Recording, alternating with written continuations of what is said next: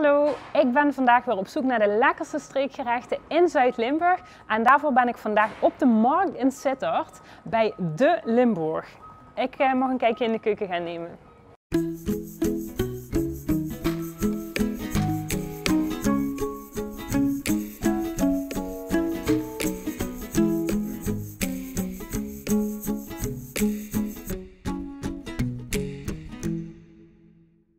Hoi, Leonie. Hoi, Leo. Ik ga vandaag met jou koken. Ja, dat is leuk. Maar in ieder geval, met je naam zal ik weinig moeite hebben, dus dat Ja, schikt alvast. inderdaad. En dan gaan we dadelijk even een leuk kippetje bakken samen. Oh, ik ben benieuwd. Ja? Ja.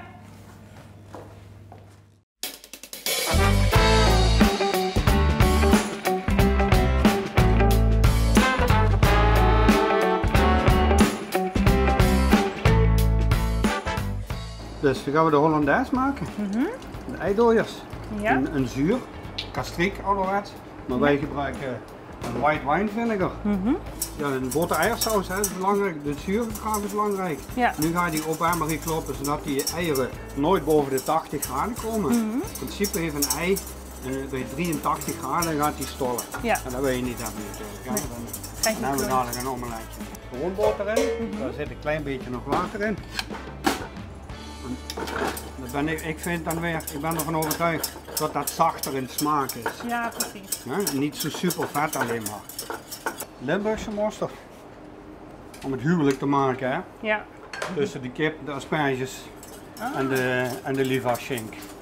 Dus dan heb je 3 mooie Limburgse producten bij elkaar verenigd. Gerookte asperges. Ja. Die gebakken, licht gezoet hè. Ja. Oh, ruikt echt heerlijk hoor. Ja, hè? Oh, wauw. En dan uiteraard ook een stukje kleur voor de kleur hè. Ja, dat is prachtig. Maar die truffelaardappel heeft ook wel iets meer smaak. Dat zijn echte plantjes. Dit zijn echt plantjes, ja. Waarom gebruik ik die? Ze zijn een beetje zoetig. Oké. Ja, dat ziet er Wat echt... mooi. ja, heel goed. Yes. Ziet er heerlijk uit. Dus het is gelukt ons gerechtje. Ja. Dus bommerige hoen, mooi Limburgs scharrelkipje, omwikkeld met lieverschink. Daarbij hebben we dan de asperges. Asperges hebben we op 2 manieren bereid. Eén keer gerookt, Ja. en de andere keer hebben we de lichtjes gebakken, gekarameliseerd met een klein beetje honing en een beetje azijn aan toegevoegd. Want als je alleen maar zoet doet, nou, dat is heel flauw eten. En daarbij hebben we dan een Hollandaise gemaakt met een klein beetje Limburgse mosterd.